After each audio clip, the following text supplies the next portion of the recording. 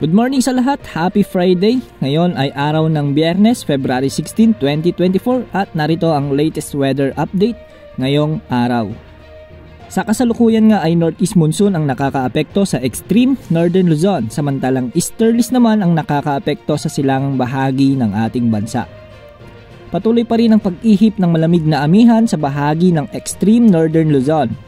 Apektado nito ngayon ang Batanes, northern portion ng Cagayan at Ilocos Norte at ang Babuyan Islands, kaya asahan ang bahagyang maulap hanggang sa maulap na papawirin sa mga lugar na ito ngayong araw.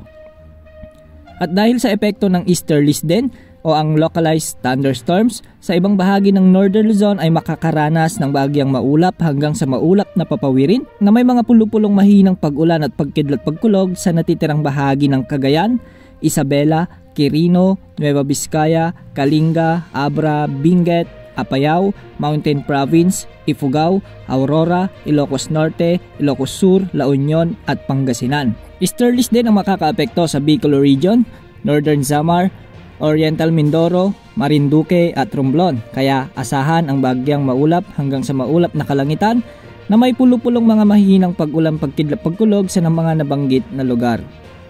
Ang Eastern Visayas ay makararanas naman ng maulap na kalangitan na may kalat-kalat na mga pag-ulan, pagkidlat at pagkulog dulot din ng easterlies. Samantalang ang natitirang bahagi ng Visayas, Palawan, kasamang Kalayaan Group of Islands at ng Occidental Mindoro ay makakaranas ng bahagyang maulap hanggang sa maulap na papawirin na may mga pulupulong pag-ulan, pagkulog at pagkidlat dulot pa rin ng easterlies at ng mga localized thunderstorms. At sa bahagi naman ng Mindanao, dahil pa rin sa epekto ng mainit na hangin o ng easterlies ay makakaranas ng maulap na kalangitan na may kalat-kalat na mga pag-ulan, pagkidlat, pagkulog. Good news naman para sa mga kababayan nating mangingisda dahil walang nakataas na gale warning sa alinmang bahagi ng ating bansa.